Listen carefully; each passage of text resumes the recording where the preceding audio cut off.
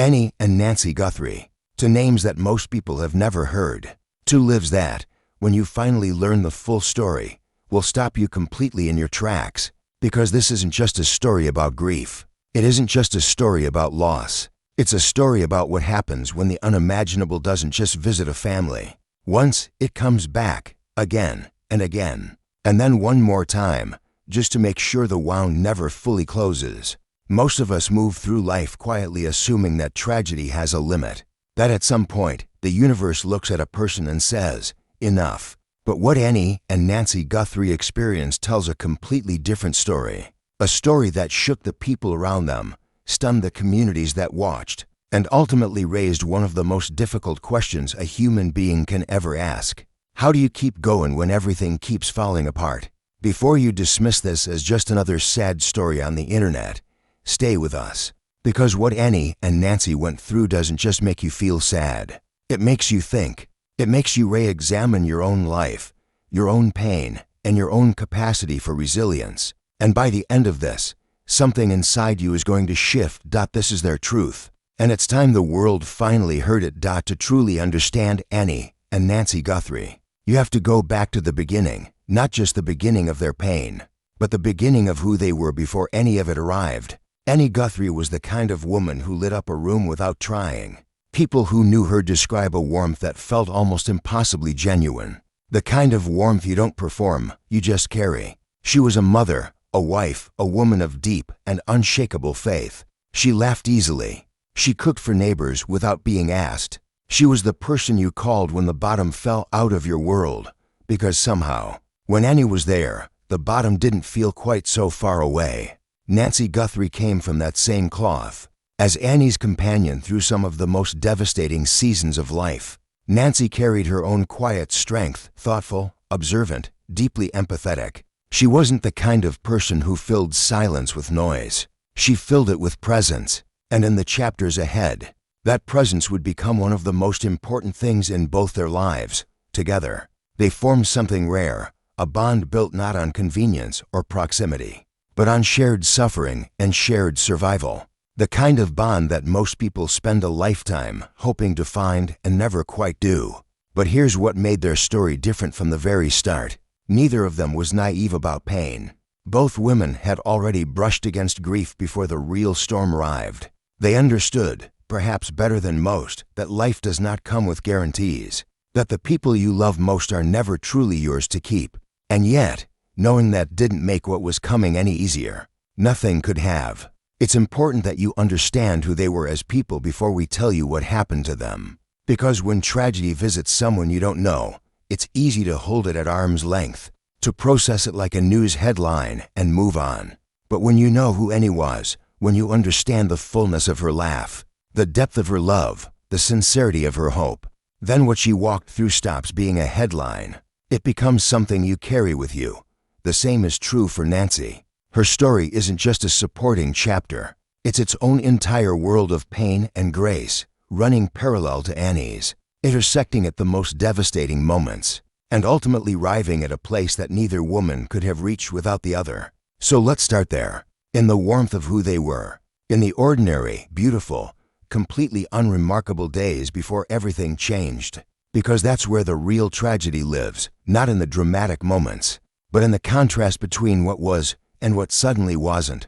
Two women, two lives full of love, purpose, and hope, and a story that is about to take a turn that shocked absolutely everyone who witnessed it. The first blow came quietly, the way the worst ones always do. Annie and her husband, Joe, were living what most people would describe as a blessed life. Faith-filled, family-centered, deeply rooted in community. They had a daughter named Hope, and when Hope was born, everything about her felt like exactly what her name promised. She was healthy, bright-eyed, and completely adored.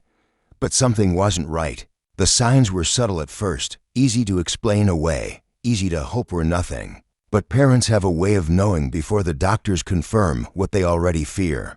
In the quiet of 3 in the morning, Hope had a rare metabolic disorder, one that had no cure, one that, despite every prayer and every medical intervention and every desperate, sleepless night, was going to take her from them far too soon. She died at 6 months old. Let that sit for a moment. 6 months. Long enough to memorize every sound she made. Long enough to fall completely, irreversibly in love. Not long enough for any of the things a parent is supposed to have with their child. The grief that followed was the kind that doesn't announce itself with dramatic collapse. It seeps, it settles into the walls of a house, the crease of a pillowcase. The half second before you fully wake up in the morning, when you've forgotten. Just for a moment, and then you remember all over again. Annie grieved, Joe grieved, and yet somehow, and this is where their story begins to reveal something truly extraordinary. They held on, to each other, to their faith, to the quiet, fragile belief that this wasn't the end of their story. What neither of them could have known was just how much more their story still had to say. Time passed. Healing arrived in fragments, the way it always does after something that enormous. And then came news that felt like sunlight finally breaking through. Annie was pregnant again. The joy of that moment is impossible to overstate. After the devastation of losing hope, the idea of new life, of another chance, of a nursery with a heartbeat in it again, it was everything. Friends celebrated. Family exhaled. And Annie and Joe allowed themselves, carefully and hopefully, to begin to dream again. Their son Gabriel was born and was, by all appearances, a healthy baby boy. The relief was overwhelming. The gratitude was enormous. For a moment, for one beautiful, suspended moment, it looked like the story was finally turning. But Gabriel had the same condition, the same rare, cruel, untreatable metabolic disorder that had taken hope now wrapped itself around Gabriel too. And this time, the cruelty wasn't just in the diagnosis. It was in having already lived this exact nightmare before. In knowing exactly how the road ahead looked. In loving someone completely while watching a door close that you cannot hold open. No matter how hard you push, Gabriel died at 1 year old. That to children. Same condition, same unbearable ending. The statistical improbability of it alone was staggering. The emotional reality of it was something no language has ever been built to hold. And yet Annie Guthrie did not disappear into her grief. What she did next, and the reason Nancy's story becomes inseparable from hers, is what turned private suffering into something that reached far beyond one family's walls. This is where Nancy Guthrie's story steps fully into the light. Nancy had her own history with grief. A daughter named Hope as well, born with a different but equally devastating condition, gone far too soon. The parallel between their stories is not coincidental. It is the very foundation on which their bond was built. When Nancy heard about Annie, or when their paths intersected in the specific, impossible to engineer way that only grief can arrange, something clicked into place that neither woman had experienced before. Not just sympathy, not just mutual understanding, a recognition so deep it almost didn't require words. They had both been in the valley. They had both looked up from the absolute bottom of loss and asked the same impossible questions. Why this child? Why again? Why at all? And they had both, through pain that would have shattered lesser spirits, found their way towards something that resembled, not peace exactly, but presence, a willingness to remain inside the grief without being consumed by it. Together, they began to talk, privately at first, then publicly, then in ways that neither of them could have ever anticipated. When they first sat down across from each other and said, simply, I understand, what they built from that understanding became a resource for grieving parents across the country. A community, a space where the unspeakable could finally be spoken, where parents who had lost children didn't have to perform recovery for the comfort of people around them, but could instead sit in the truth of what they were actually experiencing. It was remarkable, and it came entirely from the place of their own broken open hearts. But let's not rush past the harder truth that sits underneath all of that. Building something meaningful from grief is not the same as being healed from it. Annie and Nancy were not women who had simply moved on. They were women who had learned, slowly, painfully, imperfectly, how to move forward without moving away from the reality of what they'd lost. That distinction matters enormously, because so often, when we see someone doing something good with their pain, we assume the pain itself has somehow been resolved. We look at what a person has created and we use it as evidence that they're okay now, that the story has a happy ending, that grief has been transformed and therefore defeated. But grief doesn't work that way. Not real grief. Not the kind that lives in your body and quietly rewrites your entire understanding of safety and permanence. Annie still had moments, years after losing both children, where the weight of it arrived without warning.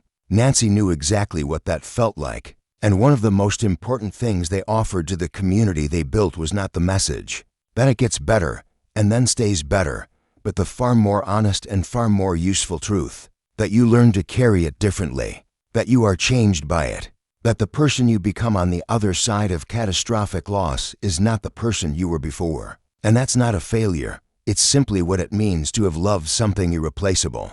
That honesty was what made their work so piercing and so deeply necessary. There's a moment in almost every profound story where you realize the most remarkable thing isn't the tragedy itself, it's what the people living inside it chose to do. Annie Guthrie chose to write, to speak, to sit across from other grieving parents on podcasts and stages and in living rooms and say, without flinching, I know. I have been exactly where you are standing. And here is what I found in the dark. She wrote books. She spoke at conferences. She became one of the most trusted voices in a conversation that most of the world would rather not have at all. The conversation about child loss, about faith in the aftermath of devastation, about what it truly means to believe in a good God, when your good God allowed something catastrophically painful to happen. These weren't easy conversations. They weren't neat or tidy or comfortable, but they were true. And in a world full of polished answers and carefully curated performances of healing, truth has a way of cutting through absolutely everything else. People who attended her speaking events described the experience as almost physically clarifying, like something had been pressing on their chest for years, and for the very first time, someone had named it accurately enough that the pressure could finally begin to release. That is not a small thing. That is the specific and irreplaceable gift that comes only from someone who has suffered deeply and chosen to use that suffering for something other than silence. Nancy walked a parallel path with her own voice and her own story, and together, the two women created something that neither could have ever built alone. Their collaboration, whether in published conversations, shared platforms, or simply the visible, living fact of their friendship, modeled something that grieving people desperately need to see, that you can lose the most precious thing in your world and still have a world worth living in. Not the same world, not the world you planned, but a real one, a meaningful one where connection and purpose and even joy can still find their way back to you. And let's be absolutely clear, this is not toxic positivity. Annie and Nancy never once promised anyone that grief would be short or manageable, or that faith would function like a painkiller. What they offered was something far more valuable: witness, the proof of survival, the embodied, living evidence that someone had walked into the absolute darkness and come out the other side, still standing, still caring, still completely capable of love. For parents who had just received a devastating diagnosis, for mothers who had just buried a child, for fathers sitting in hospital parking lots, unable to go back inside and unable to drive away. The existence of Annie and Nancy, their continued presence and continued voice, was not just comforting, it was life-saving, and both of them knew it, which is exactly why they kept going, even on the days when keeping going cost them everything they had. What shocks people, when they finally learn the full scope of this story, is not just the magnitude of the loss, it's the accumulation of it. Losing one child is the kind of grief that changes a person permanently. Losing two children to the same condition is something that genuinely defies easy comprehension. And doing all of that while maintaining the kind of public presence that Annie maintained, showing up, speaking honestly, being present for others while navigating her own enormous private sorrow, required a level of strength that is genuinely difficult to quantify. There were moments, Annie has admitted, when the weight of it all felt completely impossible, when the gap between the person she was presenting publicly and the person she was privately felt utterly overwhelming, when she questioned whether she had anything left to give, whether the work was truly worth the cost, whether the grief she was helping others carry had somehow become the very reason she couldn't fully set down her own. These are not comfortable truths. but they are honest ones. And in a story built entirely on honesty, they belong. The same battles lived inside Nancy. The exhaustion of always being the person who understands loss so fluently. The strange, particular isolation of being someone others come to with their pain when your own pain never fully leaves. The quiet loneliness of being publicly associated with grief in a way that means people never quite let you exist outside of it.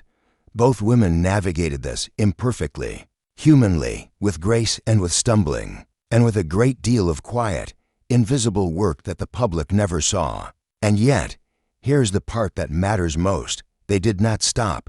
Annie Guthrie continued to write, continued to speak, continued to show up for the community she had helped build, not because she had somehow solved her own grief, but because she understood that presence is sometimes the only thing that truly helps. As she was willing to give it, Nancy continued alongside her, in conversations and collaborations, and in the ongoing, ordinary, completely irreplaceable work of simply being someone who picks up the phone when another grieving person calls. The triumphs in this story are not dramatic. There's no single moment where everything resolves, no scene where the music swells and the pain finally lifts and both women stand in golden light, having conquered what tried so hard to destroy them.